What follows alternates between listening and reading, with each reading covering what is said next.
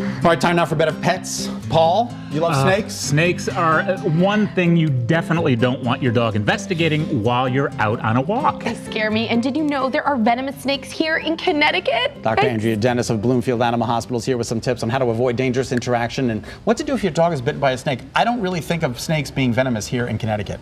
Most people don't, and we have two types. We have the copperheads, the northern copperheads, and we have rattlesnakes too. You're kidding. No, we have one type of rattlesnake. Now the timber rattlesnake is somewhat extinct, so I'm not going to concentrate on that so much. Okay. But the copperhead is something that they look gorgeous, but because most of us are not aware that copperheads are venomous, you want to be able to identify them, and they are usually two different colors of brown, a bronzy color, and they have an hourglass pattern on their body. And to be able to ID them is just so important in terms of the health of your cat and dog, you know, in terms of if they're possibly bitten.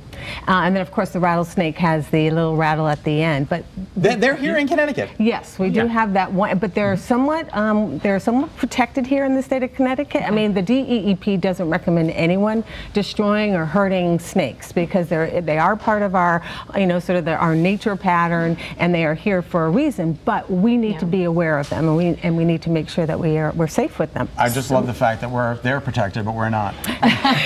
What can we do if the unthinkable happens and one of our beloved animals gets bit? What do we do? The first thing was I would just take a picture of the snake because most people can't identify me, and it's your baby, you're panicked, you're worried. So if you now with iPhones or any kind of that's if it sticks around, right? But usually they will. You can sort of still see it go away in just a quick photo if you can. Just sort of think so you can identify it to the best of your ability, and then please seek veterinary care.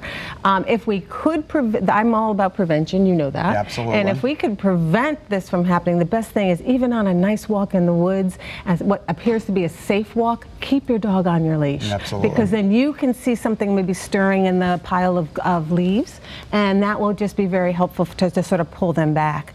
Now, I want to let people know I don't want them to panic because this is not a common event, but because it did happen earlier this month, it was a large dog. It was a golden retriever. It was, which is almost a good thing because of the fact that they can handle more venom. That dog survived without a problem. I had a patient that was a Sheltie, you know, those Shetland sheepdogs. It was bit over the eye.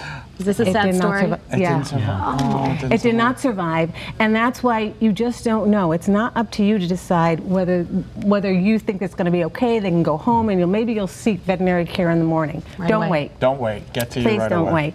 Yeah, and I think also too, if we can, we're lucky in that most animal hospitals do not carry antivenom, but UConn does. So that's where we can reach out to the University of Connecticut and get that. That's excellent. So, you know, so this is what your veterinarian would do. They usually want to keep them overnight at least to put them on IV fluid therapy.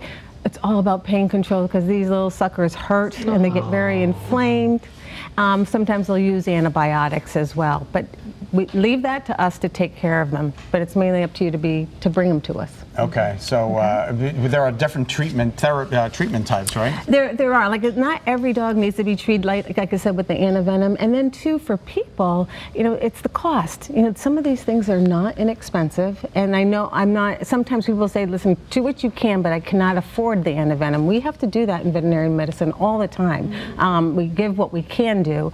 But again, most dogs are going to survive. That's one takeaway that I want to make sure everybody has, and just be aware that they're in your path. And most of them, I'm sorry, I don't want to interrupt. No. I wanted to. But most of them are west of the Connecticut River, here in Connecticut River. So both the dogs that we talked about, it was the West Hartford Reservoir, but both of them were bitten. Do you want to bring attention to National World Rabies Awareness Day? I do. That's today. Oh, it is today. It is absolutely today. So I thought, how coincidental, and let's just discuss it because most people don't think their animals need to be vaccinated for rabies. No, they're not sure how often they need to be vaccinated, and why this is so important is that we can get rabies. And if we don't protect our pets that could bring it into the house because they're bitten by a rabid animal, then it's just not a safe environment. Okay. Does that make sense? No, it does make sense. How often again? Well, it depends. Most cats need to be vaccinated every year. Every year. And most dogs, it's every 3 years. And people that say, oh, my cat is inside. I have an indoor cat. Well, bats get in the house. Little critters get in the house. Paul's mother comes often. There it We had to get a joke in. We almost got through the whole segment. I told them to behave for this segment with the information. Listen, as a reminder, Dr. Dennis is the owner of the Bloomfield Animal Hospital on Old Windsor Road in Bloomfield. And on alternating Saturday afternoons from 2 to 3, she's taking questions from listeners on Pet Talk on WTIC 1080 radio. So tune in if you can.